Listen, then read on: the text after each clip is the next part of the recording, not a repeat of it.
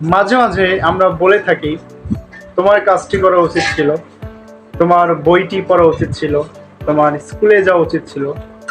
আপনি জানেন কি কোনো কিছু করা উচিত ছিল অর্থে আসলে কি ধরনের সেন্টেন্স স্ট্রাকচার ব্যবহার করা হয়? চলুন আমরা সবাই জেনে নিই। কোনো কিছু করা উচিত ছিল অর্থে আমরা ব্যবহার করব সাবজেক্ট প্লাস শুড হ্যাভ অথবা উড হ্যাভ প্লাস ভি3। তোমার কাজটি করা উচিত ছিল আমরা কি বলবো? You should have done the work. তোমার বই পড়া উচিত ছিল আমরা কি বলবো?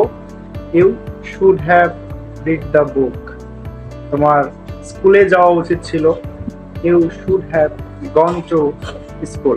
আপনি মাত্র এই একটা স্ট্রাকচার ব্যবহার করে শত শত সেন্টেন্স নিজেই ব্যবহার করতে পারবেন। তাহলে স্ট্রাকচারটা কি বলে দিলাম? Subject plus should have plus ভি3 প্লাস অবজেক্ট। এই স্ট্রাকচার ব্যবহার করে আপনারা সবাই নিজ নিজ সেন্টেন্স তৈরি করুন কমেন্টে। আসসালামু আলাইকুম।